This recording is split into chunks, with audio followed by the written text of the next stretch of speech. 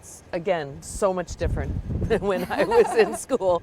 But again, I think I learned most of what I took away from college, or a significant portion, from the sailing team and the newspaper. And the newspaper. I was editor. Ooh. Ah, very cool. Oh, I was a DJ for and a little while. For a little while. A jack of all trades. Yes. So Dawn is your one-stop party shop for regattas, is what I just learned, everybody. She can DJ, she can handle the regatta report, she can coach sailing, anything. She can do the sailing. Here we go. So on to the halfway point of the first downwind leg. And we have got, Dawn, we've got some binoculars here. Do you mind giving me some numbers? I'm happy to try to do that. There are some specific teams that we expect to be up in the top, and it's just based on the trend of how they've been performing today. Looks like 16 is in front. The angles, maybe 12 is coming up very close. 16, they've got a port starboard going on. Okay. 16 just 12 just scooted in front of 16. Third is 7, and then 15 is 4. So who are those people? So Brown University in boat number 16, their A fleet team just cleaned up in the last set. They finished races 13 and 14 with 2 first places, and it looks like the B team is out here to do just the same. Unfortunately, it looks like the gate is not square, and it looks like the Brown University boats 16 and 15 have gone to the gate that was not quite as favored, so they might have lost just a little bit in there, but they're still on the top right up there. It's not a huge lead at this point on any one boat.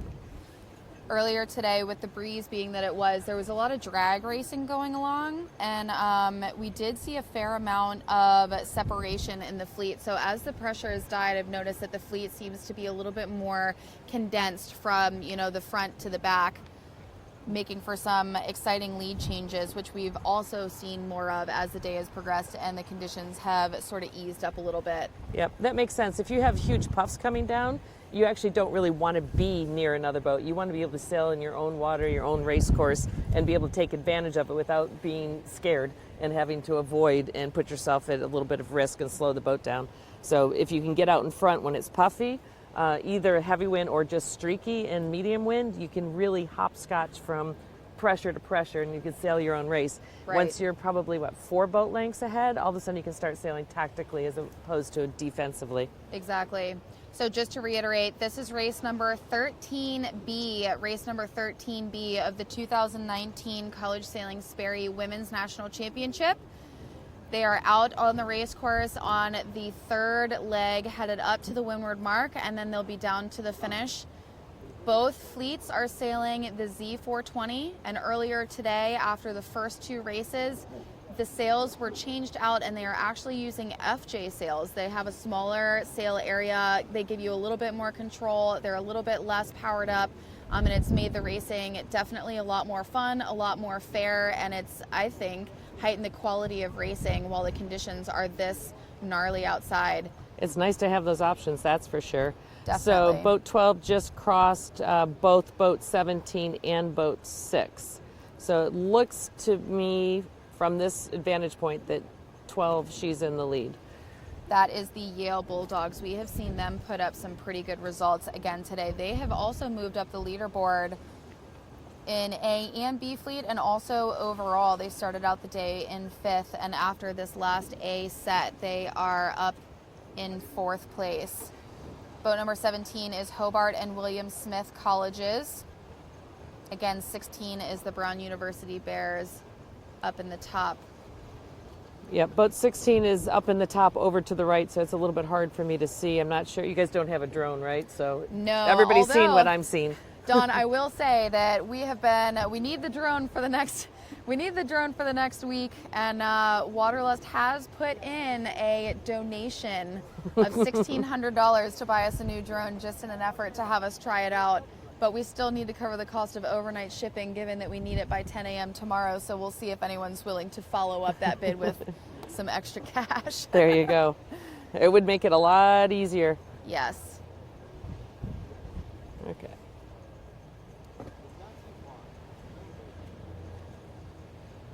So as these conditions, as the breeze starts to die down, it has shifted farther and farther right all day. At this point, with the current also going out, this is almost a completely new dynamic that this bee fleet is having to learn how to manage. Yep, you can definitely see them dealing with some chop up at the top mark, and quite a few boats are in the same waters, and they're getting very, very, very close to the top mark. It almost looks really low pressure. I think that this is the first time all day we have seen these teams with the mains fully trimmed in.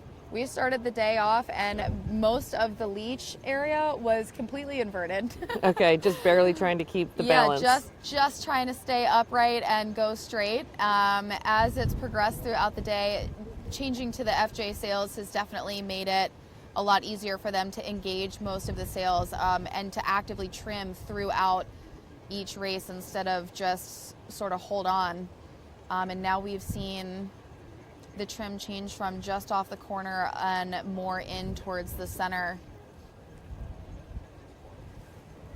And of course, there's a whole lot of hiking going on. Do kids nowadays still make hiking benches and read their textbooks? I believe that Dynamic Dollies actually sells hiking benches. I had a chair and a pillow. Maybe some sail ties. I don't know about reading books though, probably iPads. True. Probably iPads for 10 or so minutes at a time. Here we go around this weather mark, and it looks like we've got 15 leading the charge and boat number 10 just behind. So boat number 15 is actually the Georgetown Hoyas in first place. They have definitely in the last two races been up in the top a little bit more than we've seen earlier today. So I see a 15, a 16, an 8, and a 7 so far coming around. Yes, and so 15 is Georgetown Hoyas, 16 is the Brown University Bears. I've got boat number 18 on the screen. That's Cornell Big Red. In 7, we have Boston College. Boat number 4 is Harvard. In boat number 2, George Washington. They have been definitely a powerhouse this event so far, especially in B Fleet. This isn't their best race, but I don't expect them to stay in that area of the fleet for much longer. And this is into the finish, so we are halfway through this downwind leg. And 15 and 16 are fighting it out for the first place, and then there's a group of 3 more boats. There goes 18 just scooting forward. It's amazing the difference in the speed when they get a little bit of a wave and a puff and just pop up on a little mini plane. It's got to be fun too.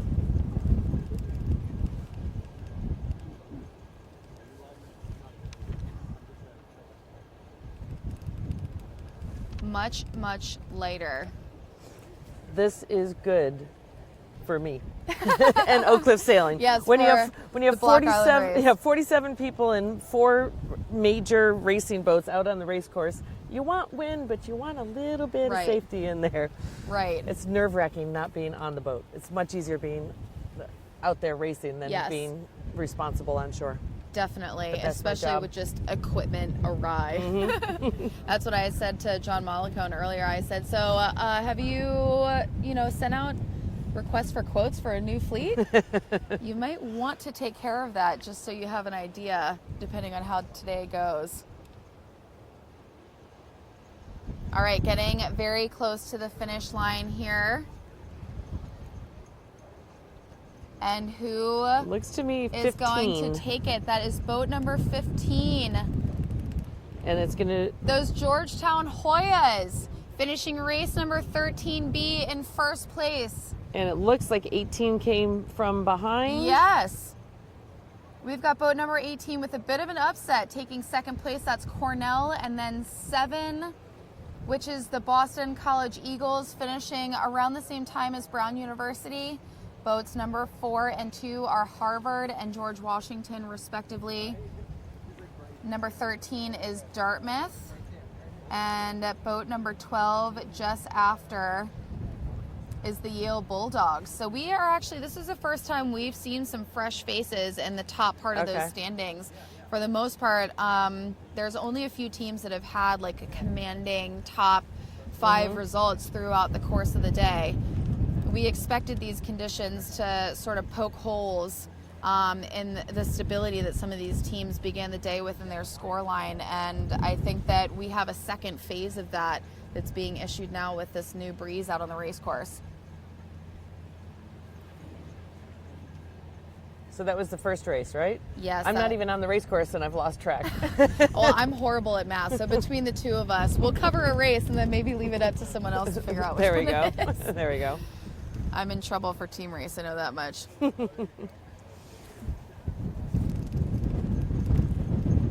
So we have one more race left. This is going to be race number 14B before they come to rotate.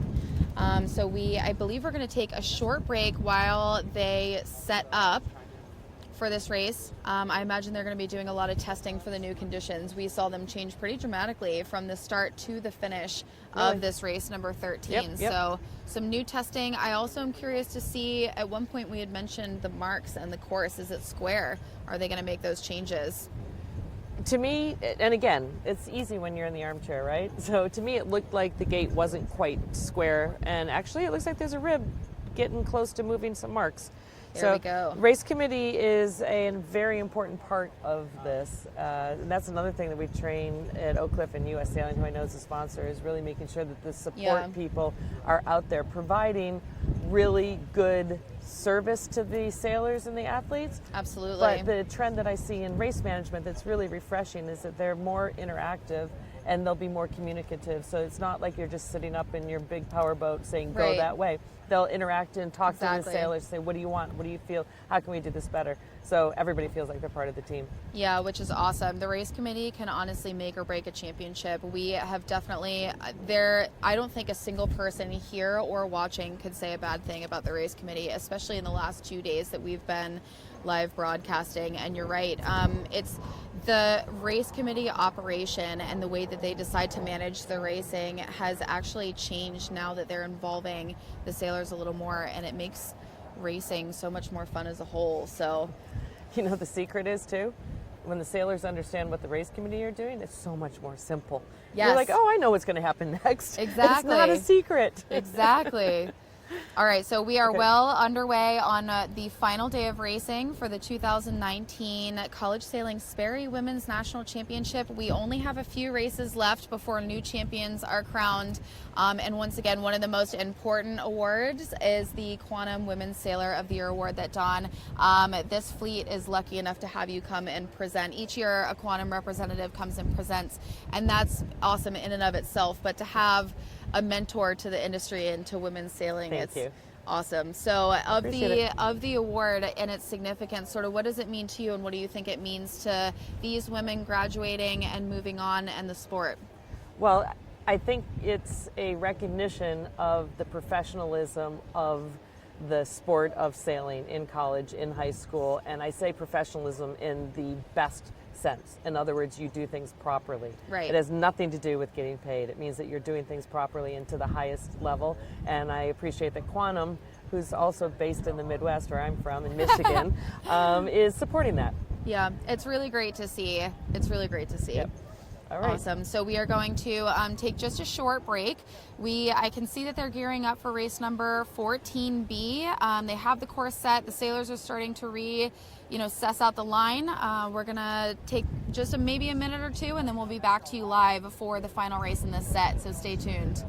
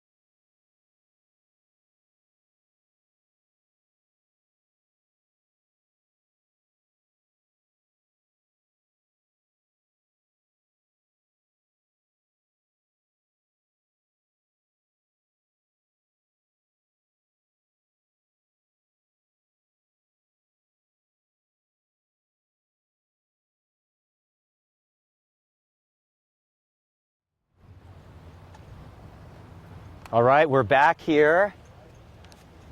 John Rogers, joined here by Josh Toso from U.S. Sailing. Welcome, Josh. Hey, John. Thanks for having me. Good This to work. is awesome. Good to work with you again. We worked together a little bit at the Oak Lake Sailing Center for Championship of Champions, U.S. Sailing's biggest men's championship. Yeah, that was a fun time too. So glad to have this amazing championship in our backyard here. U.S. Sailing being headquartered over in Bristol, Rhode Island. So not too far of a drive down here to Newport. It's turned out to be a great day. So we're super excited to be here. Yeah, well, U.S. Sailing has all kinds of championships, and then they're also way more involved the last few years with college sailing, more of a collaboration between the two. And I see some trickle down between college sailing now trickling up into Olympic sailing. Is that part of that collaboration? Yeah, I think it is. You know, we started collaborating with ICSA about 3 years ago on this live broadcast, and they were doing great things, and Degan Media was doing great things.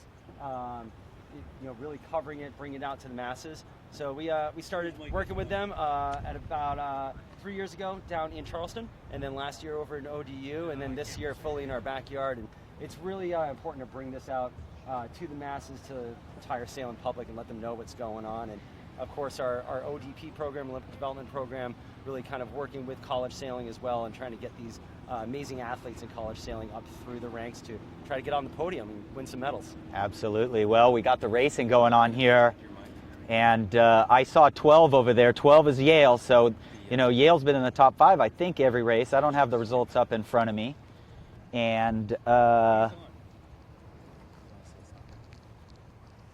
it's a great weather here today. I mean, it really died down a little bit. It was really pumping up this morning, and it's kind of died down enough that I feel like they can really handle it. It's not survival conditions anymore.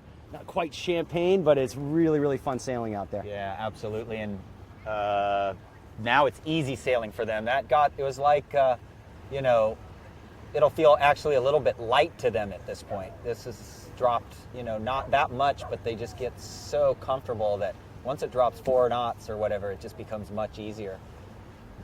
I see boat 11 crossing in front there. I thought Yale was winning. There's the Charleston Cougars coming across starboard tack there, doing extremely well. It seems like the tide has definitely changed now, because they're really getting to this left side ley line really quick. Yeah, it was earlier this morning. You could really see the tide coming in, the flood tide this morning coming around the point, and it really was building some of these white caps and some of these waves. And you're right, it's kind of shifted now, and that left side is paying as the tide's kind of whipping around the point of Fort Adams and out towards that left side. You're right, they're getting to that left ley line really quickly. Yeah, I just saw boat number 5 there is South Florida. And South Florida is just on the up and up all the time. Their B Division skipper, Katie Barnard, is a sophomore, and I'm not sure who's crewing for. Oh, I do. Chloe. I'm sorry, Chloe, I can't read my writing on your last name there, but I really like the South Florida team. Looks like they're having a good race. I raced against Allison Jolly in 470s and watched the back of her boat a lot. And As most people do. Their team, we had so much fun together talking yesterday. Their team theories are sail fast, have fun, and make friends.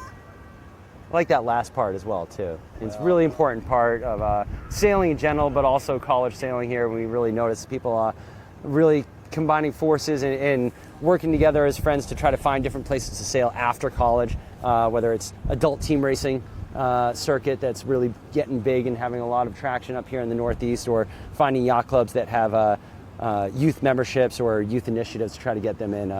You know, one of those main things about sailing is that camaraderie and that friendship. Yeah, so boat 1 coming into the mark there. St. Mary's having a good day, and then looks like Cornell's having a good race. I think Cornell's B skipper changed. They had Daisy Holt to start yesterday, but since then they've had Sebi Turner skippering, a junior, and Hallie Boucher, a sophomore, sailing. Let's see if 18 gets around the mark. Oh, they rounded second. Outstanding. Yeah. That's great. Coach Brian Clancy must be very happy. I was talking to him yesterday, and he said that the girls are having a tough time getting out of their own way, so that must make him very happy. Yeah, Georgetown again coming around behind, just in third. I think was that boat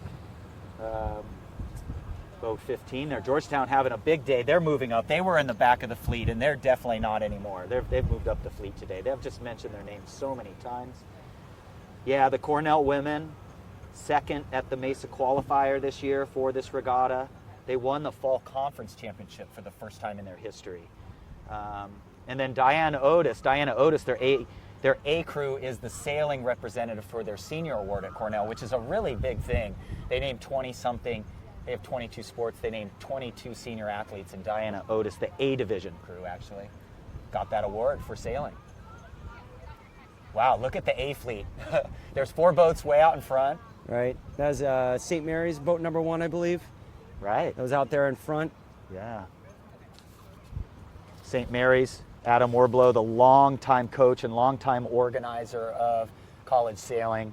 Their assistant coach, Allison Shane, just started in 2015, and she graduated from St. Mary's. So I talked to her quite a bit. They just have such a long history of not only fleet racing nationals, but team racing nationals. Oh, absolutely. And Werbs is an amazing person, one of my most favorite human beings on the face of the earth. Yeah, so you got boat 1 there. St. Mary's getting chased down by the Cornell Big Red. So they're able to stretch out, which isn't normal. With the outgoing tide, it should hold those leaders up as they go around the windward mark. Looks like that's... But it's not a direct. The current's kind of cross course, actually, right now. Is that boat number 15? Looks like That's Georgetown, yeah. Really just on the windward side there of Cornell. Nice spurt out by the boat 18 Cornell there to really get some separation.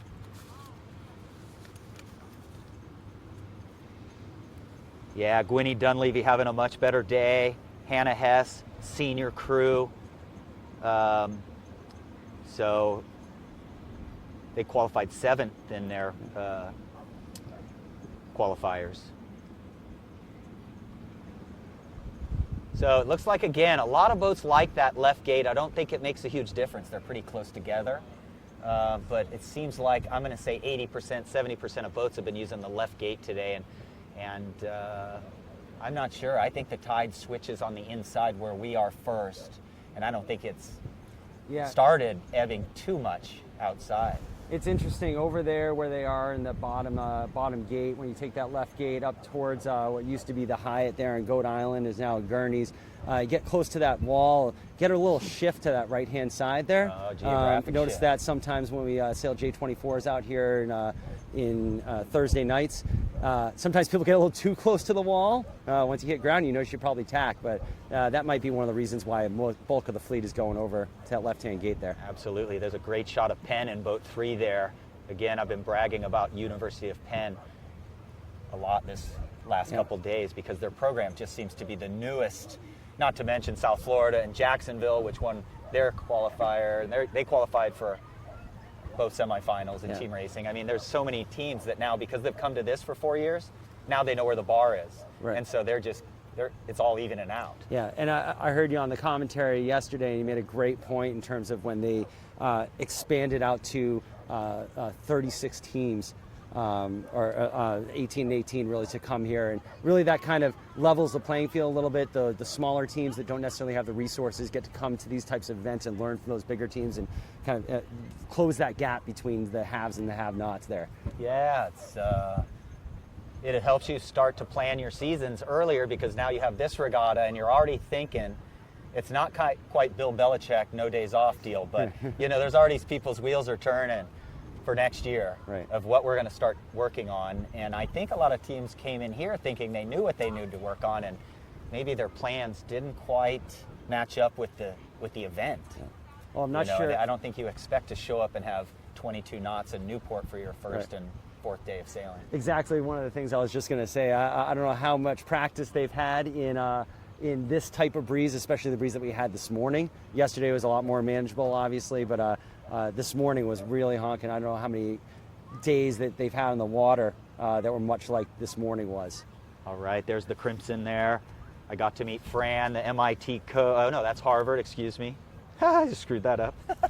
It's all right. We all Talking make about mistakes, Harvard right? and MIT in the same sentence, man. Watch out there. There we go. So the B division is Taylor Gavola. She's doing quite well. Her crew, probably Emily Wang, maybe. I'm just not sure exactly. I guess I could go and look that up and see at collegesailing.org here. Let's see.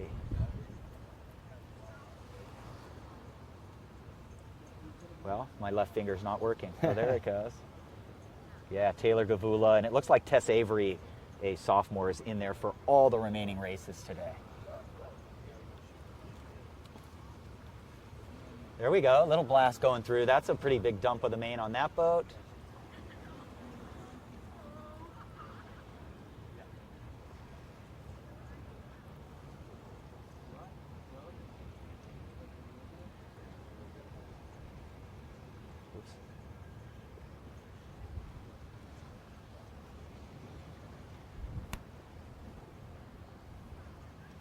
This is just fun to sometimes just sit back and just watch. Really is. The picture tells the story sometimes, and it is a little windy today to get those drones up there, but we have a great crew here with Degan Media, with their camera crew all over the place, making sure that we can bring this footage to you all. And it's amazing work by them. Get the drones up this weekend for Team Racing Nationals and next week for co-eds, but they've done an amazing job and continue to really knock it out of the park with the College Nationals every single year. Yeah, and I mean, I look at all this footage and I'm just going, who else out there wants us to come? Because this is, you could just do such amazing things in the windy venues of the world, especially. You know, get down to St. Thomas or something and cover some regattas or whatever, because it's just getting so amazing, the color. And you know, if you're at home, folks, I say you hook up your laptop to your TV, your big screen, and have this playing at your yacht clubs, playing at home, up on a big screen, because I just can't imagine it. You know, I'm hoping we can get a drone up. Yeah, you know, the advancements of in the past 5-6 years with the technology has really been able to bring sailing to the masses that hasn't been able, it really never was a spectator sport, as you can't really control it within a field and you're out there. And the ability to bring that out through technology, through Facebook Live broadcast is amazing. I know I'm going down at the end of next month, at the end of June, for U.S. Youth Match Race Championships for the Rose Cup down in San Diego Yacht Club. You're home there, I think. Absolutely, And, yeah, right we're around gonna the corner. We're going to be doing a Facebook Live broadcast of the final 3 days of racing with that, with Andy Rose and Tom Eamon, and we also have Allie Bleacher as a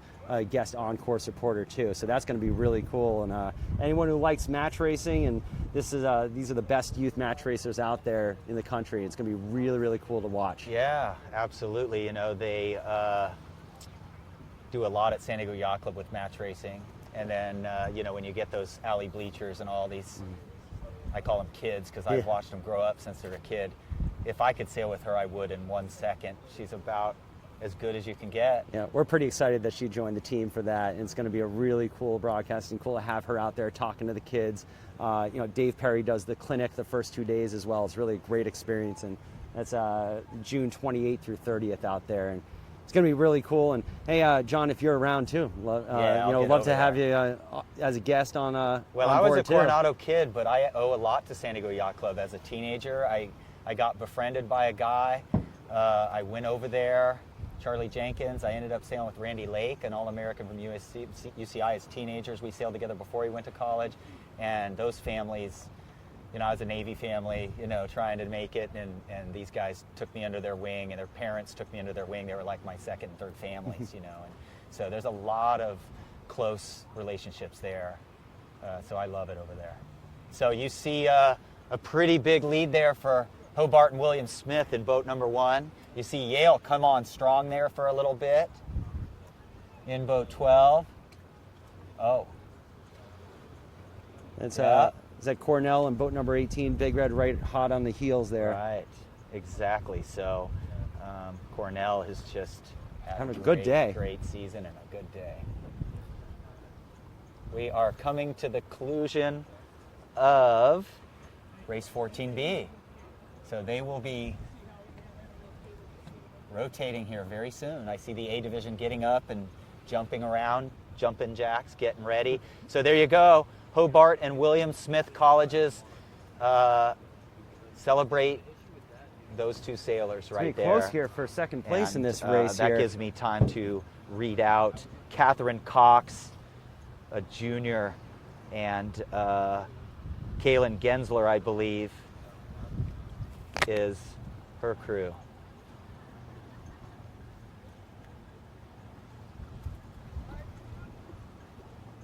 Wow, that is just awesome. Actually, maybe it could be Kate Homett, also a senior there for Hobart and William Smith Colleges. That's got to feel good to win by that much when you've got teams that have dominated the day. Yale and Brown have just come out in top 3, 4 at every single race. It doesn't surprise me, to tell you the truth. Great teams there, Yale and Brown both. Obviously, Brown a host team of this championship here in Newport, and Yale, constantly up there at the top of all the championships, and always competing for the Fowler Trophy there. Yeah, so you see Yale there in 12. You saw BC come across in 8. It looks like Rhode Island Rams 9 came. Here we go. It's actually Stanford Cardinal in 8. Bowdoin in 9. There we go. So 14B is complete. So we are about to get 4 more races in the A division. We'll do the next 2. It's going to be in lighter air.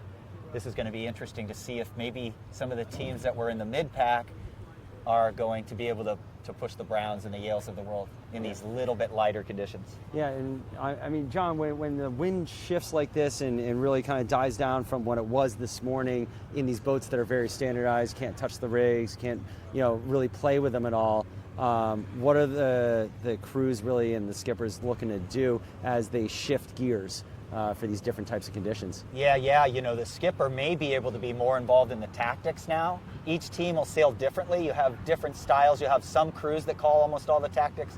You have some teams where the crew doesn't say anything and the skipper calls all the tactics. And I think the crews have been doing a lot yesterday and today, and the skippers are just trying to keep the train on the track and keep the boat moving fast. The crew's looking around more. I think it'll even out. They'll co-tactic it more now. Yeah. And now they're just all dialed in. It usually took me this many races to get ready for a day. I would just be getting started, and I'm hoping that's what I'd be telling these guys right now is we're not tired. We're not tired. We're not cold. We're hungry to win, and that's what we do. We're going to go back out there. It's go time. Yes, absolutely. As we watch these boats in this B division come into rotation, they're coming into the basin here at the tip of Fort Adams, and it is quite small basin, but it's really kind of cool to watch them all come in all at once. All the cheering sections, you can kind of hear them in the background, you can see them on the screen. That's a big Rhode Island Rams cheering section there, a big contingent, obviously somewhat of a home field advantage here for them. Admittedly a little bit biased myself, my Rhodey Rams. But it is really kind of cool to see them all come in and get cheered on by their fans. Absolutely. And I like co-ed regattas. I think that's the future of the sport. We sail almost everything co-ed. I'm a supporter of a few all-women's events, this being one of the 2 biggest ones other than the Ida Lewis, double-handed. And the vibe of the all-women's regatta, you won't see so many faces going the opposite direction, on those back teams. You'll see a lot of co-ed regattas where people are a lot more, get a lot more frustrated. And you hear the kids come into the dock here, and the teams that are in 15, 16, there's still hugs on the docks. Yeah. There's still a lot. So, it's not less competitive. It's just maybe a tiny bit more balanced. It's right. Kind of special. Yeah, and you see it as well, as you mentioned, at the Ida Lewis Regatta, the lighter regatta, the junior women's single-handed and double-handed championships. It's an interesting feel there. It's they're all kind of in this same experience together, and it's a lot of bonding, and they don't have the parents come. It's just a lot of good coaching, good racing, and they really make lifelong friends there. I have friends that I grew up sailing with that still, their best friends are the ones that they met at those 2 championships, as well as through college sailing. Yeah, well, you can look, folks, at the results. Brown and Yale have moved up. Harvard's still second. George Washington just bumped down to 4th, and BC's coming on strong. So we still have some changes to go here. Yeah. Brown looks like they have a pretty sizable lead, but I mean, as you were saying yesterday, I think that, one mistake, 2 mistakes, and you can drop really quickly, you can move up really quickly by making a couple of good moves as well. It looks like it's going to be a battle there for second place between Harvard and Yale. It's going to be interesting to see how this shakes out in the last 4 races. Yeah, absolutely. I'm going to say that, as the wind dies off here, I think Brown's going to come closer to the fleet. I think in this next, A fleet race, Emma Canetti with Harvard is going to put some pressure on. It's a lot of points to make up 18 or whatever that was. Yeah.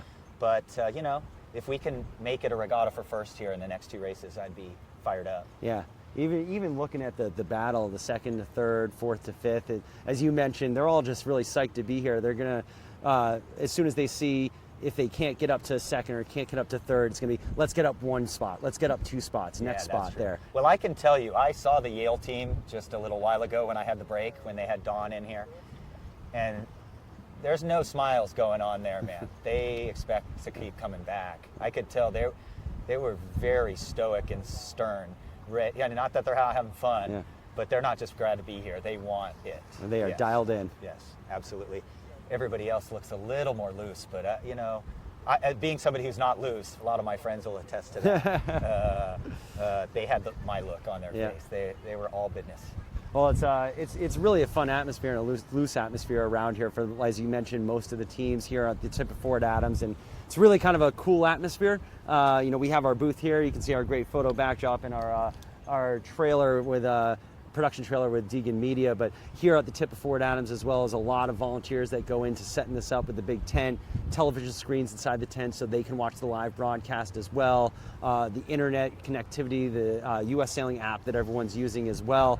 There's a lot of volunteer time and resources that go into this, and it's really a cool atmosphere for the kids to be able to come here, the parents to be able to come, spectators and people who are just walking around Newport to be able to come down and see some top level racing. And you couldn't do it, as I said, without all the volunteers, without the sponsors like Sperry, Laser Performance, Quantum, Gill. Really everyone comes together, it seems like, for these types of events, and it's really good to see, at least from the U.S. Sailing side, this camaraderie between the industry. Absolutely. And really kind of coming together to make this happen. And I truly think the kids appreciate it and recognize that, because as they grow up, they're reminded all the time how important the support structure is for them. And over the years, it's just ingrained in them. Sailing has a little bit of the golf etiquette to it. You know, we have potentially 40 fouls out there today, but we all just get along. You know, we can't sit here all night in protest rooms and everything. And so we do still, even at the highest level of racing, there can be a little bit of give and take in a sportsmanlike way. As you get into a little higher level, there's a screaming and yelling, but still the sport comes with that respect for the volunteers and all that. Yeah, I'm trying to find the last name of Mike. Do you know Mike, who's setting us up with the internet here? Yeah, so he's our Chief Technology Officer, Mike Waters, and it's really funny. You don't a lot of times see a C-suite executive down on his hands and knees putting cables together, painting boards to be able to put up TV screens. He really gets down and dirty, rolls up his sleeves, and he was even at jury duty earlier this morning and came down to make sure that everything was running correctly. And he did this for this event.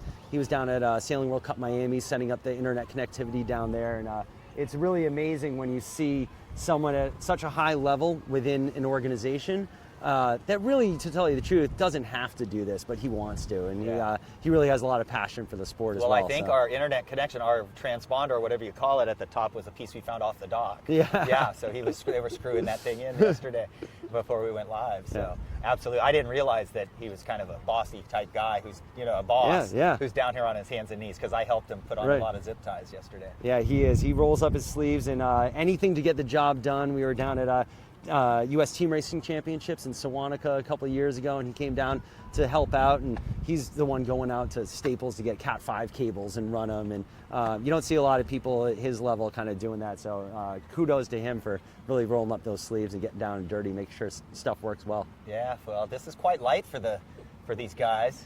The wind is showing much more.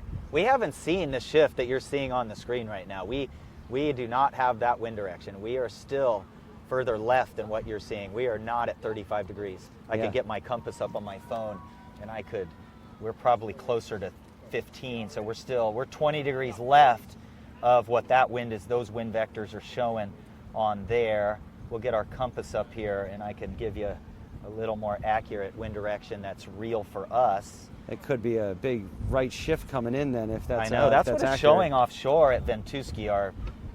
Go to Ventusky, Ventusky. There's all kinds of options. Let's see. You know what, folks? We are pretty close to 35. All right. So that is an accurate view of what you're seeing. pretty amazing how it's kind of slowly drifted to the right throughout the day. And then tomorrow's going to be completely different. We'll have a longer ebb tide, so we'll have the flooding tide until 1:30 or something, and then it will start to ebb. The wind will be back to the south. Believe it or not, there'll be high pressure just to the south of us. We don't line up with it perfect, so we're looking at 5 to 10 knots tomorrow. Yeah. And that'll be fine for the team racing. I just can't wait. Yeah, absolutely. It's going to be really good for the team racing, and it's short courses, really tight boat handling. Team racing tomorrow, Sunday, Monday for the championship.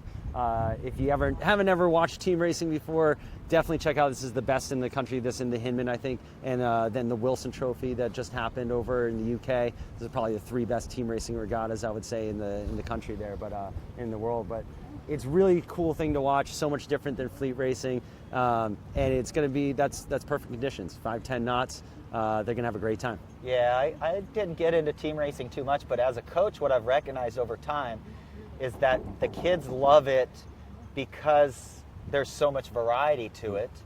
And yeah, it's very adversarial. It is a game of messing over your opponent. Absolutely.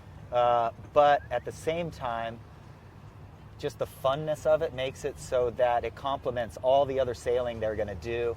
It gives them an understanding of wind shadows because they're using them and not just experiencing them, right? They're using the overlap rule to control a boat and not be able to get luffed up or whatever, all those little rules things. So it just complements their sailing, and they would do it for no trophy. Like I said yesterday, they would just go out there. If somebody said, hey, we're not sailing for trophies, guys, they'd all still go out. Right. Yeah, it is really cool to see it because you're right. It teaches them not only the rules better than almost any other racing other than match racing. It teaches them boat handling. When you watch the team racing and you see the back and forth between the sides of the boat and really rocking it back and forth and trying to skirt out or even slow their boat down just to be able to mess up their opponent. It really teaches them boat handling better than almost any other type of racing that there is. Yeah, absolutely. Well, folks, thanks for joining us. Make sure you keep chiming in on Facebook, rooting for your favorite teams, what you think is going to happen, where you're watching from. Hook it up on your television, your big screen televisions, and let us know where you're watching from, where you graduated from. 15A is about to start, so A division still has 4 races to complete in the next couple hours. We can't start after 5. That's going to be a tight one. We may get 2 A's, a total of 3 A's, and we could do that too. They could do 2 A's now, and then later just do 1. But we have to end. The scores will only be the same number of races for each division. So if we were to sail a race and then the other division did not get a race in, that first score would be pulled back out. Right. So if we get a weird combination, the wind dies more and they're trying to race and somebody thinks they're winning nationals and then they pull a race back out. I mean, we don't know what's going to happen. I don't think that's going to happen. But, this wind is changing we're down to 9 or 10. Every minute it's changing. It's here. And I would be very surprised if they didn't really try their absolute hardest to get A and B finished up so they don't have to go through that type of controversy there. Right. They would much rather do that than try to push one just to finish up the 18 races. I think they'd much rather just have a clean cut there and not have any type of question in mind about it. And now what I'm wondering, anybody could Facebook comment into us if you're watching or if you're one of the sailors for one of these teams, and let us know, did any coaches realize the wind was dropping and did we go with any new crew? That would help us out so that we can recognize those sailors possibly if they made that change. But a smart coach maybe would have got a little different crew combo in there, right? Yeah. Drop down to 260 pounds total, 270, and sail the boat full hike instead of sailing at 280 or whatever and having to depower it all.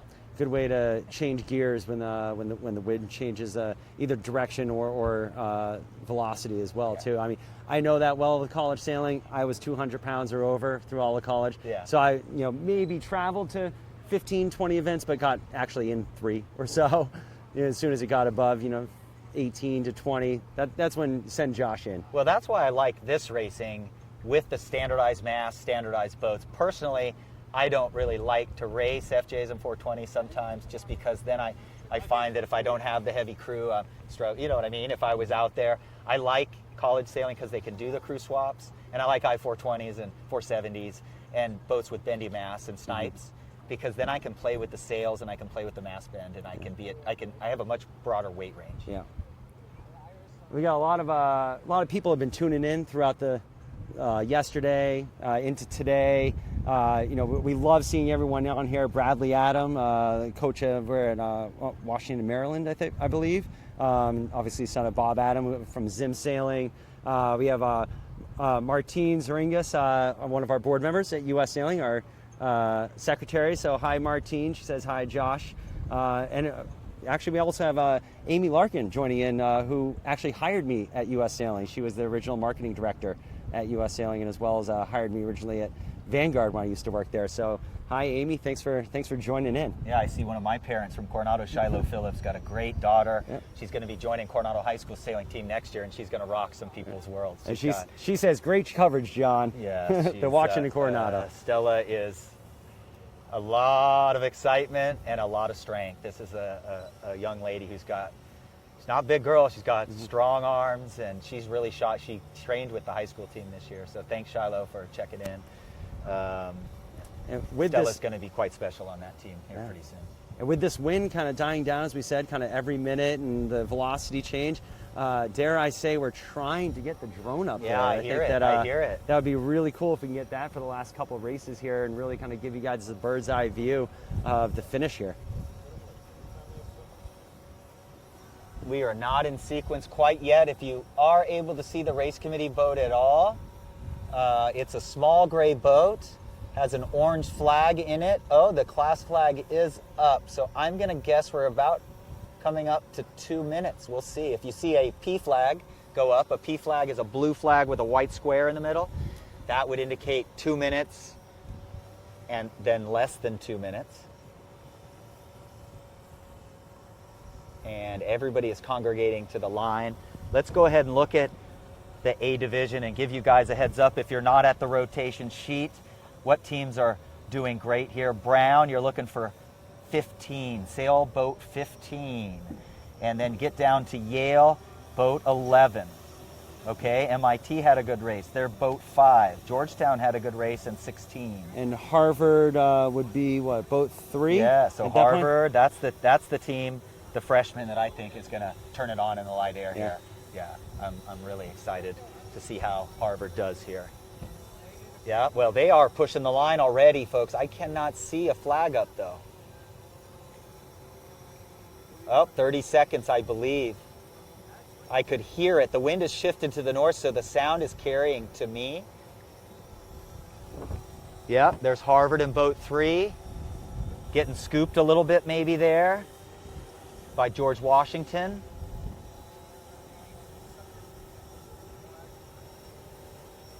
We've really seen a lot of people up at the boat end. It's not 30 seconds. For the last starts.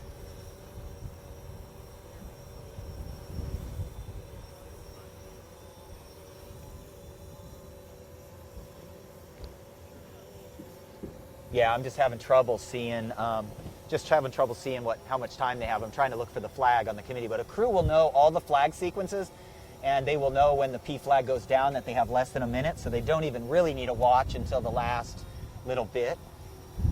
So, skipper or crew could know that. They look back at the committee, but we're trained on flags. The flags dictate everything. The sound signals are courtesy.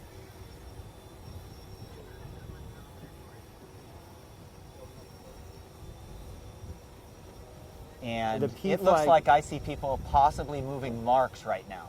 Well, the P flag is up. Okay, thank you, the blue and white flag, the preparatory flag. So that means the crew would say we got less than 2 minutes for sure. Less than 2 minutes. Yeah, outside 1 minute still. Once that P flag goes down, that'll be the 1 minute sign. I'll keep a lookout for that so we can try to get a good time on this.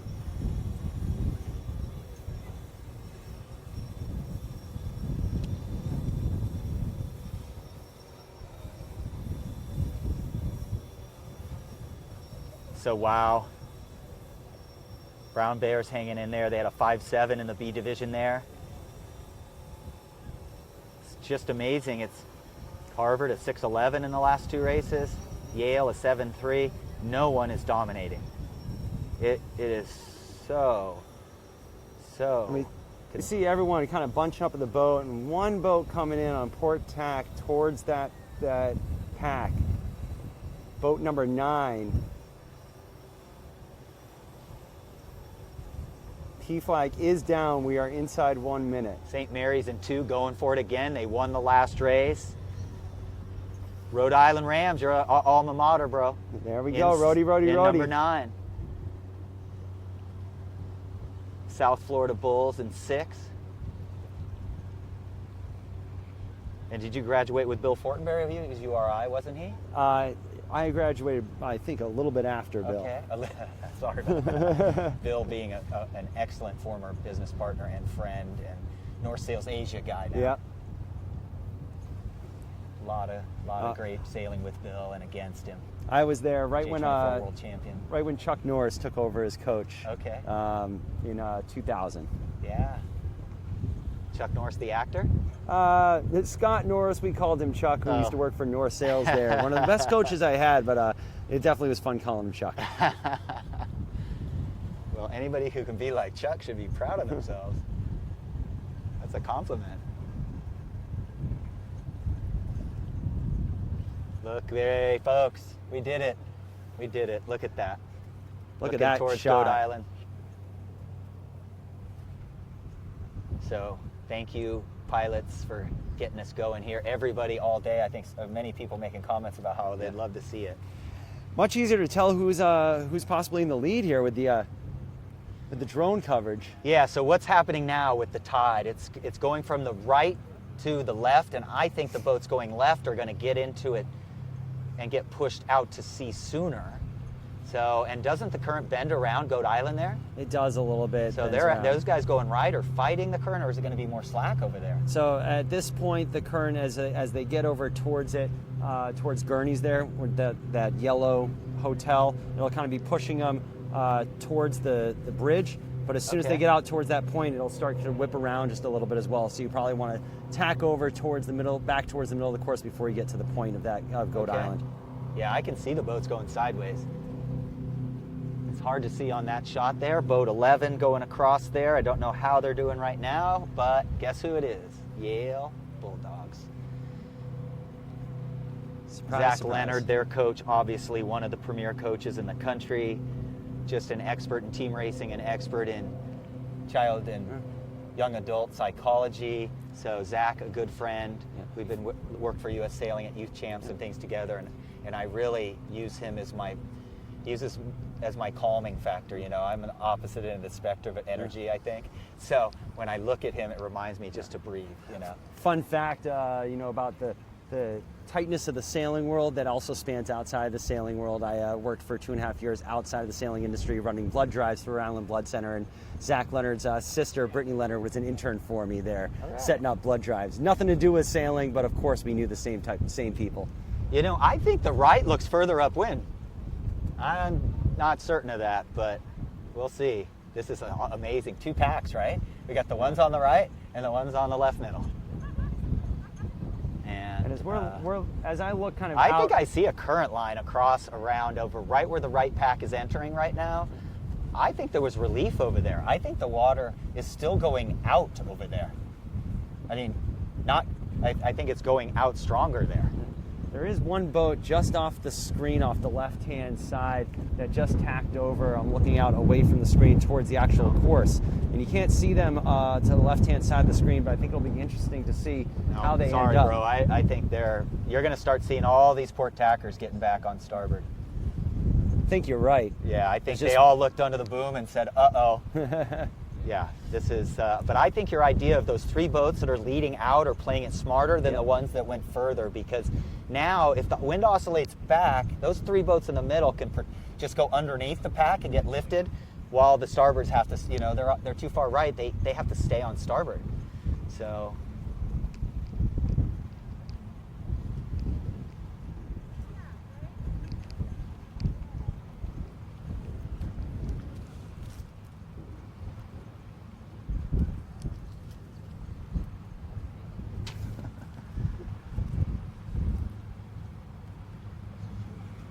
Gosh, thank you guys for getting those things up. This is just beautiful. It looks like the left is okay if these boats get headed now, if the wind shifts towards their bow, their jibs aloft, they have to come down. These boats on the left will be right back in the race. Yeah. This far left boat, that's boat number 11. So that would be the Yale Bulldogs on the far, far left.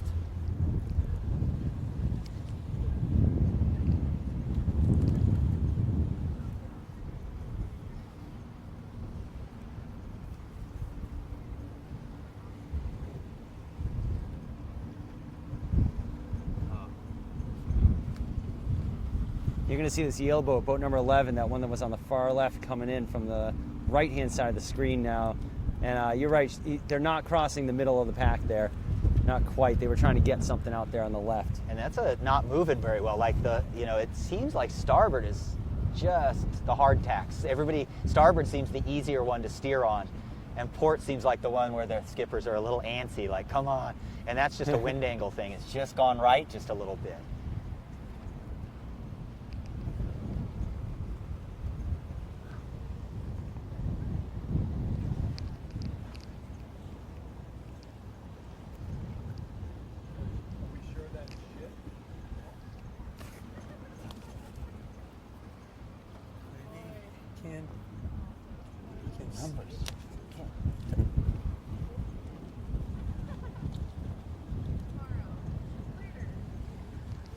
Okay, there we go. Look at the left being able to play back here now.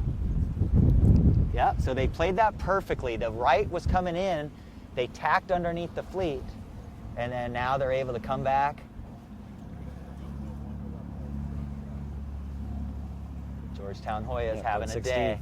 I wonder what they talked about this morning, because maybe it's just a breeze thing, but what did they talk about? Well, they played that middle of that course really well, coming from the right side over towards the middle left, and then leading back right around. They're going to be that leading boat coming around the mark there. Georgetown Hoya's boat number 16, I believe, just rounded in first place. Follow closely, you can see them really kind of take off on that reach leg around. And then a huge pack up coming around the top mark. Yeah, there. St. Mary's again in 2. They won the last race, and they're in second in this one. Great job. Boat 12 and 3 is 3 Charleston and 4. is 12.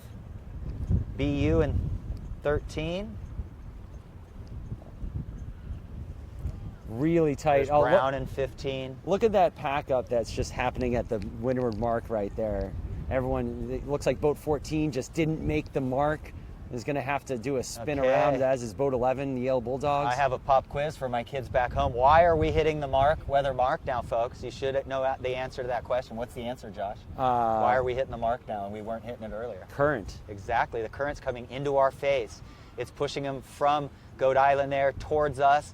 And so when you're a good racing sailor, that's one indicator that the current has changed, is when people start hitting the pin or the windward mark. That's when the current's gone more adverse.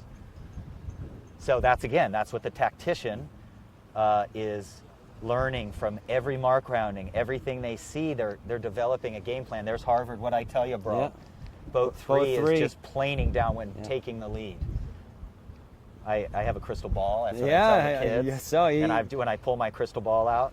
Nostradamus. Sorry, a little pun there. Oh boy, look at this shot. Was that in boat number big 2? G, Georgetown. Yeah, so we got Georgetown and Harvard and St. Mary's up here in the top 3, kind of fighting coming downwind. Yes. Georgetown produces, I don't know how many college sailors of the years. I mean, just Charlie Buckingham and Andrew Campbell and Nevin Snow. And I mean, what a juggernaut of a team, and all the amazing championships they've won. And of course, Charlie, sailing the Laser over with our U.S. sailing team. Yeah. Andrew working with American Magic, I believe. Nevin Snow has taken the top spot on the 49er team, right? Absolutely. Just out of college 2 years. He's doing a great job. So I was lucky to sail with Chris Snow and Mary Snow. Mary Snow is one of the best J24 sailors. So they have 2 great sailing parents. And Nevin, I watched him grow up from a little kid, and I helped him. I'm a Coronado coach, but I help all the kids in San Diego too. And Nevin was the most intelligent, tactical 10-year-old I ever met. He absolutely had a vision of a race course, even 10, 11, 12. And he had some special coaches back then, too. He won the college match racing championship a couple times as well, I believe. And it looks like a split here, even around the bottom gate, with Georgetown and St. Mary's kind of splitting off, and Harvard coming in boat number 3. Is that Harvard, right? Yeah, boat 12 coming in on the inside over here. Charleston's going to round in there. And Brown going around the other boat with boat 15. Bowdoin in 10. Yeah, BC in 8. So these teams were planning for that mark rounding on the run because they weren't doing much. It was such easy sailing for them. The crew is looking constantly. And my call was to go to the right. I would have rounded this buoy, the right one on the screen, and gone back over there just because that's where I thought I would be the most comfortable. Right. And I think that's where the gains happen over there, as we were talking about, not going too far over to the right past the point, but kind of tacking back out into the middle and then playing the shifts throughout. You know what? We haven't really mentioned Yale other than hitting the mark and doing a turn there, or Brown, but Harvard's up there. So that's going to be some mobility up the ranks, I think, depending on how this race shakes out. To make it very interesting for that first, as you were kind of talking about earlier, looking for that fight for first for the last couple of races. Yeah, and if you're just joining us, this is 15 in the top league in the world for women's sailing, A division college sailing, the most professional, organized women's sailing in the world. And race 15A, they will do race 16A, and then they will come back in and rotate. The B division will go back out. We look like we could get 36 total races in 2 days for this Nationals, and that's a huge testament to just the awesomeness of this type of short course. A lot of starts, a lot of races, a lot of mark rounding sailing. Yeah. And a great job by the race committee and the mark boats out there and the safety boats as well, especially today and this morning when they were really on call, every minute out there. So really, can't tip our hat enough to all the work that the race committee does, not just this event, but events throughout the country. And us as sailors, we like to have fun out there, and we can't do it without the race committee making sure that we have the square courses and starting correctly and giving the integrity to our sport. So more, big kudos to all the race committee out there. Yeah, I'm keeping a thank you list going, and if you know who's on that race committee boat out there and they're friends of yours, give them a shout out here and list us out for them so we can thank them. I know John Mollicone, the coach for, who's he coach Brown. For Brown. Oh yeah, so he's running the regatta, Yeah. co-chair with Justin Assad Yep. from Dartmouth, and running race committee, great races, and his team's winning. That team's been involved in running this thing, not just the parents and the coaches, the kids get involved in running. So that could be a good distraction. I've been talking about the art of distraction. We have to play games with our minds to keep ourselves happy in the cold weather and when we're doing poorly, all that stuff, and maybe working and not thinking about the regatta, Just letting the instincts take over and just go out and sail and have fun. Sometimes you think about, paralysis by analysis. You avoid that because you're doing something else, maybe, I don't know. Some of the other people tuning in as we watch the upwind leg, the second upwind leg here of race number 15A. We have Dan Cooney, who's a previous chief marketing officer of U.S. Sailing, as well as the commercial officer, the origination of the U.S. Sailing Team Alpha Graphics way back in the day. Nice to see you, Dan, watching. And Mike Waters, as we were talking about, our CTO, watching as well. We have Patrick Rinn watching from Waterlust through his own Facebook page as well as Waterlust's Facebook page. So welcome, Patrick, to watching. And John Pierce, our youth director at U.S. Sailing as well, who will be down here a little bit, I think, this weekend as well as next week. So if he's down here, you guys should definitely try to get him on. John's been doing great things with a new initiative, community sailing initiative that we've put forward called the Siebel Sailors Project program. And he's really doing great stuff with that, and soon to be launching a very cool new coaching app and sailor evaluation app called Skill Up. So definitely be on the lookout for that. Really cool things coming from the youth department and John Pierce. And of course, previous coach of George Washington. Absolutely, yeah. We just got a report that someone else is flying a drone on the race course. And if you are listening, it's way safer for us if we could not have any other drones flying around. Drones have become part of college sailing teams, and they're training a lot. It's just the best way to analyze. Yeah, exactly right. that program. I'm throwing out a plug. They're in San Diego. They're going to get going in the next year and a half a program at the National City Training Center. They're just doing transfer of ownership of a $4 million property. National City being an underserved water area on San Diego Bay, so you have kids that live within minutes that do not get to that bay very much, and kids that live within 10 miles that they want to bring down there and start a program like Treasure Island in San Francisco, like Sail Newport. So for you guys in that program, make sure they're putting National City Training Center, and JJ Eisler's leading that up. You know, you're compatriot there. What is she on the Olympic committee and the Olympic coaches committee and whatever? Yeah, and JJ's on our board and everything. JJ Federer. Yeah, or used to be on our board. JJ Federer, right? So yeah, and We're JJ's a good big friends, supporter of U.S. sailing as well, and that Siebel Sailors program is really starting out with 3 regions, one in the West Coast starting out with Treasure Island, and another one somewhere in Chicago and the Mid-Atlantic, and then we're going to be putting 2 more online in 2020. And we encourage all community sailing centers and even yacht club and any place that is located, a location that is running junior sailing, to put an application to be one of the Siebel centers or one of the network surrounding centers. Applications can be found right on ussailing.org, or you can even email John Pierce and he'll give you the lowdown as well, John Pierce at ussailing.org. Sorry, John, I'm throwing out your email address. At least it's not your cell phone number. But it's really going to be a cool thing, and we're looking forward to seeing how that shakes out, and a great partnership with RS Sailing with that as well, too. So the results are here, still the match race going on for first and second. Right. Then you got Harvard back there just hanging on to third. They're happy with that. I think they're comfortable. They're gonna pull up a couple points on Brown, but I do think Brown's right in there too.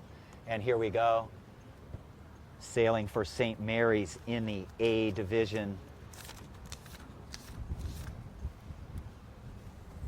Ellie Unger and I believe Ashley Wagner. And right now it's just about, they're still ooching a little bit there. Ooching is thrusting your body forward against the boat. It helps you jump onto a wave. I'm going to argue that these aren't surfing conditions, but they could tell me differently because I'm not out there. Little ooches, see that? The crews are moving a lot. This is very standard. Skipper's very steady. They're the king or the queen. You know, they need to concentrate on speed and be able to keep the tiller and the boat moving. And the crew is doing most of the work. What I teach people is the crew does 80% of everything. 80% of the rigging, 80% of the hiking, 80% of the tactics, 80% of the ooching, body movement. You know, I'm a big believer in that. The crew, when you get to the top level of snipes, you'll see it. The crew is doing everything. And only 20% of the credit. And but you do cross the line. Absolutely. Absolutely. Good point. Point well taken. So Brown and Harvard's not picking up many points there. Sorry, guys, with 15. Right on the tail of 3 there. There they are. Or relatively on the tail.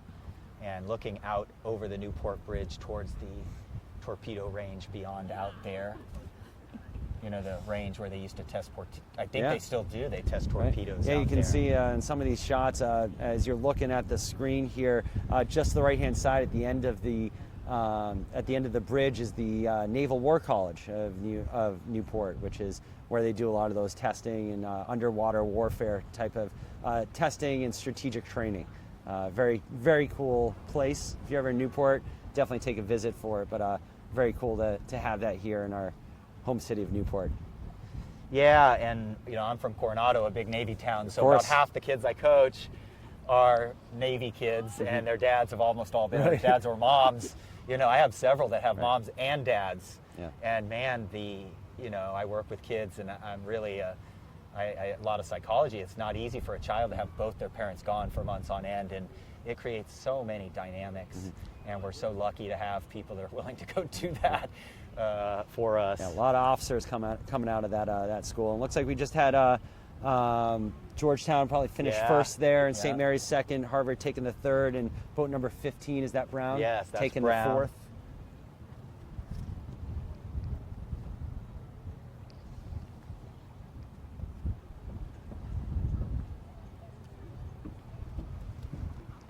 As soon as we get our scratch sheet up here, we'll let you know who these boats are. Maybe some of you have the rotation sheets up. Boat number 12 and then 14 coming in after. Great aerial views here of Narragansett Bay.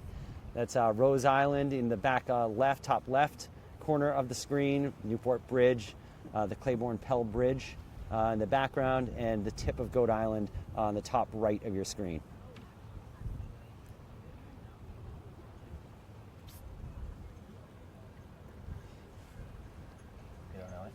And yeah, sorry, I'm not online right now. Yeah, I don't have the we'll find rotation it. sheet. Yeah, this is the first time I've gone on the Blink online.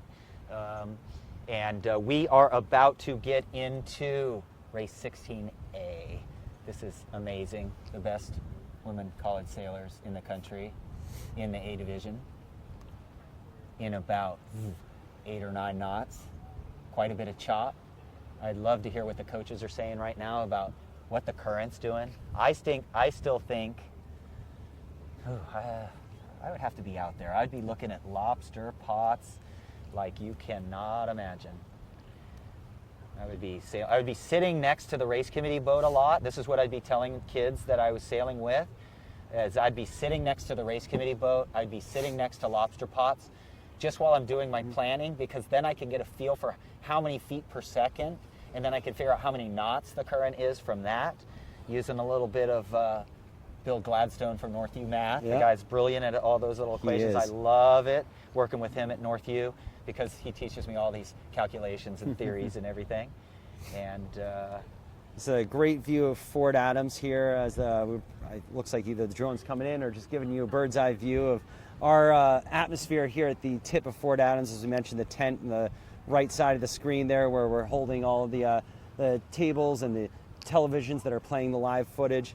And then as we scroll down over through Fort Adams and Sail Newport, further to the left-hand side of the screen there, one of the premier community sailing centers in the country, and one of the premier regatta venues in the country as well, hosting everything from America's Cup World Series to America's Cups back in the 80s to Volvo Ocean Race stopovers and everything in between. And Brad Reed here at Sail Newport has done an amazing job building it up.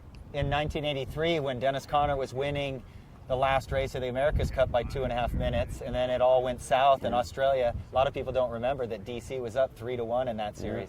Lost 4-3, lost the cup, and this town could have put its tail between its legs. And what did it do? In 1983, it opened this property. They said, the heck with that, we're going to get it back.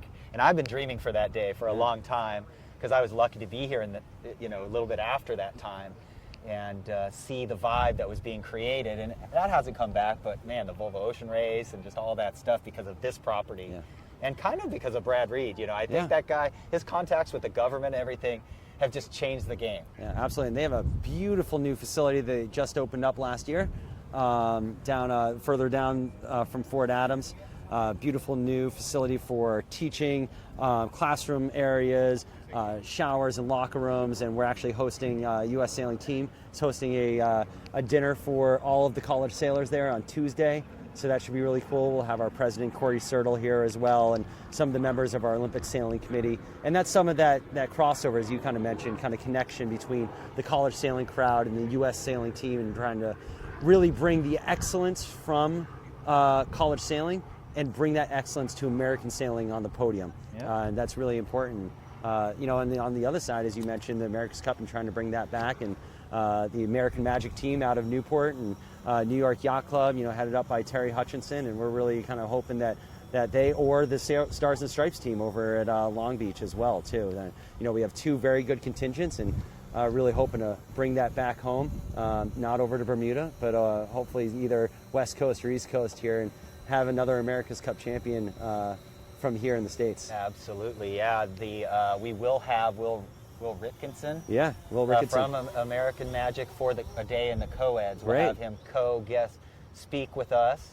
And shout out to my boy Cooper Dressler. He sailed for Oracle in the last Cup right in Bermuda, and he's on American Magic. And we call him the freak of nature because, when he was probably 18 years old, he could do freestand jumps onto the hood of an F-150. Standing free jump. That's he hard to think about. True unbelievable, and he's 6 foot whatever. He's a big boy too. So Cooper, shout out to you. I'm going to see you in Newport. You live in Newport now, so I'll see you maybe tonight. Right. They really do have a good program there, and it's amazing to see all the advancements that they're making, and their test boat, the Mule, and seeing that foil, that monohull foiling boat. It's really cool. They're just on their way up from Pensacola, where they spent their winter, and they're going to be training here in Newport with their facility over down at the Melville Marina by Hinckley, and where U.S. Sailing used to be down there. And it's great that you guys are going to have Will on board for some of the co-eds. Will used to be our communications manager for our U.S. Sailing Olympic team, and we were sad to lose him, but he went to a good place, and he's doing great things over there at American Magic too. Yeah, it's you know, a lot of people watch the racing like in San Francisco and the Sail GP that just happened, and they make it look so easy. And but fear factor is something that they have to train out of them. You know, they actually do mental exercise and all kinds of stuff to manage when the boat does a full pooch and stops from going 50 knots to 0. Right. You know, you have to have a quality of no panic and all these things, and it's developed through all kinds of interesting techniques that they use, psychological techniques of exerting themselves and then making them do Rubik's Cubes and all these funny things, you know, or, you know, so it's just exciting to see the America's Cup and how gnarly it can be, how fast those boats are going. Well, if you watched any of the San Francisco Sail GP and you saw the at the end of that race with Tom Slingsby and the Australian team kind of going from 50 to 0, diving in at that finish there, and they were saying that a couple of guys broke a couple bones and just went back out their and mainsail sailed that trimmer busted next race. a rib, and then they did the trophy presentation. He was standing there. Yeah. And everybody knows rib injuries are really hard to do. Well, it looks like we got the drone headed back out for race 16. Can't believe it, man. We are so many races. It is great. 3 races away from finishing up, and we are for the A division. Yeah, and we got another hour and 50 minutes left until we can't start anymore. I think we might get this in. Ooh, it's close. It's going to be close, but it's great conditions out here, and thank God, I crossed my fingers for no rain today, so that seemed to help out. Yeah, so I think the results now are up. Great job to everybody, man. Brown has a 15-point lead. Yale's jumped up to 3rd, 3 points ahead of George Washington, and BC at 220 points, 15 points behind that. Yeah. And that 3-4 battle is going to be interesting between George Washington and Yale there. Yeah, as it lightens up, maybe the A division for George Washington can start to nip away at that. If it stayed windy, that wasn't going to happen. So that's good news. We're seeing a little more variety. It's not going to be a standard Newport week, the next week. We're going to have different wind directions. I just hope we get 2 or 3 days of southwest, and feel like we're at home. I just see a Sail GP guy right over here, Mac Agnesi, as a matter of fact. Yeah, and Mac and Hans and Riley all in the Sail GP USA team. Members of our U.S. sailing team and squad, and that's a lot of the things that we try to do. Not only just collaborate with college sailing, but collaborate with some of these other bigger sailing events, and just really trying to bring the talent that is all around the country within sailing, and bring it to really exude the excellence within American sailing. Yeah, that's the best thing. I'm really stoked. Okay, well, Josh Toso, thank you, the marketing director for U.S. Sailing. Thanks for joining us. You'll be back. We are in race 16, going upwind. He mentioned a couple people there that I sailed with when they were kids. I was in my 40s, Hans Hanken and Riley. I love the 29er. I crewed for them in 29ers on a few occasions. Riley when he was about 14, and I fell over on the last race to the finish and cost us. So here the 40-year-old cost the 14-year-old the bullet in the regatta because I lost my balance. We flipped in about 24 knots of wind that day. I knew Riley that day. I knew Riley was in for big things. And then I've been lucky to coach Hans Hanken since he was 10 years old. And no one I've ever coached works as hard as Hans Hanken. Not to mention a double major at Stanford, astroengineering, astrophysics.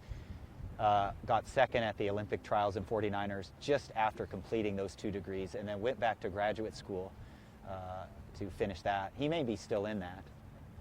So just remarkable what this college sailing produces. Hans sailed for Stanford, graduated just a few years ago. So we're getting closer up to the finish. Crews are hiking quite hard. So what the crews are doing now is they've got their sails powered up. So the vangs aren't quite as tight, the outhauls aren't quite as tight, no Cunningham on, the jibs are smoked.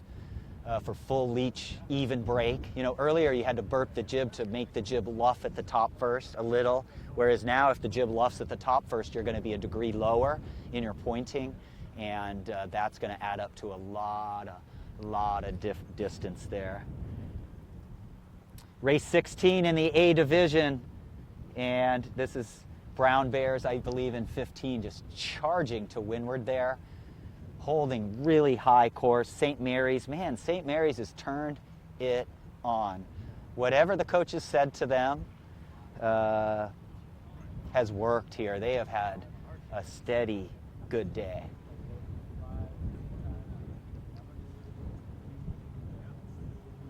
BC there in 8.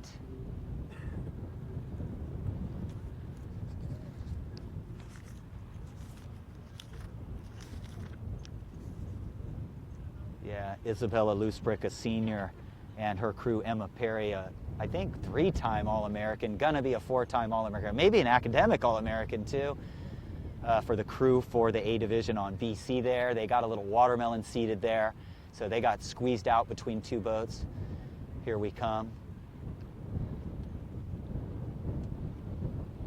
Yeah, Isabella Loosebrick, Emma Perry just charging on that reach.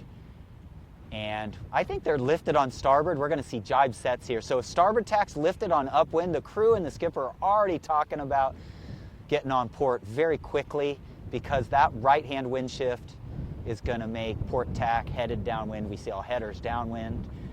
Planing through jibes here, no problem. This is like easy sailing here for St. Mary's, easy sailing for Penn. Finally seeing Penn back up in the top 5.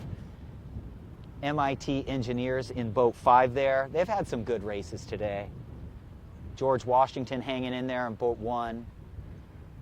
And now what we're doing is, I think it's going into the crews.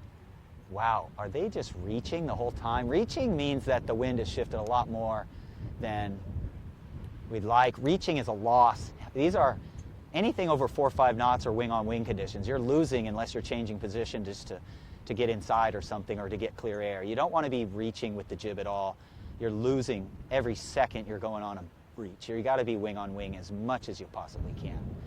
Current is pushing us. Oh, the current's affecting the long tack too. So the long tack is port because the current is pushing those boats you see towards the screen, towards us, towards you. So that means that the port tack is the longer leg. Starboard tack would be the shorter leg. And when we play the odds in sailing, we want to usually sail the long tack first, unless we know something else where we change that. The greatest sailors know when to go outside the book. Okay, we got a little oochin going on. Not much main pumping. I would have my team, especially the teams in the back, you know, I sail for first. I'm not winning this regatta. I'm going to start trying some new stuff, and I'm going to pump hard here and pump the main. I wouldn't pump the jib. Doesn't do anything, I think. I'd pump the main and see if I could just figure something out here and learn something going into my next season or my next regatta here. Many of these women will crew or skipper in the team racing. Many of them will sail in co-ed. It is not easy, folks, sailing 10, 11 days in a row. I often hear people that I go out on a boat with say, gosh, I was really tired after sailing today. And I say, yeah, imagine all the sailors that are now going to sail the next 10. Okay, the right gate looking at you. Light wind right here. They've already been planning that. The crew already knows where their body's going to be before they get out. Are we going to be full hike, half hike, quarter hike?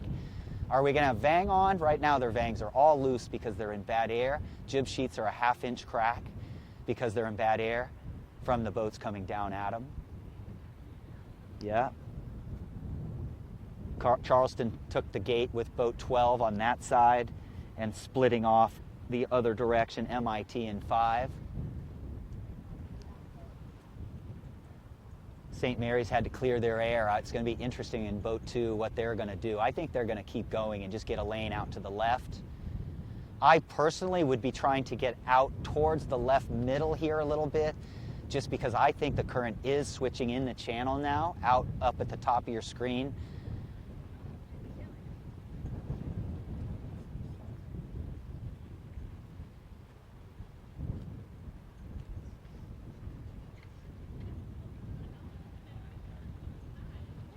So that's going to have an elevator effect. And it just depends. Is their bow into the current, or is the current hitting them sideways and lifting them straight up, or are they going straight into the current and the current's making them go slower over the bottom?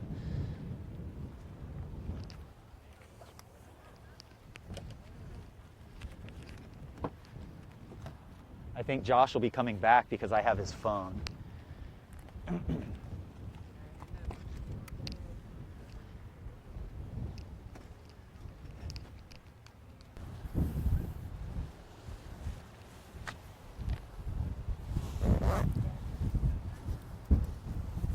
Yeah, well, welcome, Laura. Welcome back. We got Laura back.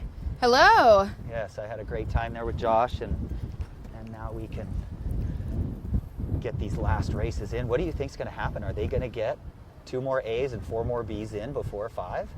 You know, I don't know. It's 3:21, and the breeze has died down a lot. We still have quite a bit of racing left. I think one of the things that has slowed up the overall progress of like cranking out races is that, you know, obviously we've been sailing one fleet at a time today. So I would imagine that maybe we only get another 4 total races in. So another 2A and another 2B perhaps. And maybe 1 in each?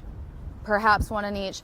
I also, you know, now that the breeze is down, I am wondering what the rules and allowances are for, basically, can they send this fleet of boats in and then put the FJ sails back with the FJs, and then the Z420 sails back on the Z420s, and then maybe finish the day with both fleets on the water? Is that something they're going to consider? Well, I'm sure they're considering all that. That's a good thought. I think I believe what they're going to happen is they're going to get 2 B's in. They're going to send A out for 1 and do a 1-on-1 to end the regatta is what I think. That's Yale had come back there, by the way, up to BC here, and Yale was in 11 there. So again, Yale's winning the day. I don't know, Brown Bears with those 2 first places, but I guess that was Without? we're an Yeah. A fleet, yeah. So Wow. I think Brown has been the one They won in a day. crushing these races so far today. Performed really, really well all the way throughout. For the entire day, this morning we started out, it was nothing shy of gnarly. We have a whole new way to describe breeze. You know, traditionally you say things like blowing dogs off of chains, and today Oysters off it the was rocks. actually blowing porta potties over on the point down here at Fort Adams. That is how windy it was. It was shaking the camera on the tripod. And now it's much more light, it's much more manageable. The sea state is a lot flatter. It's really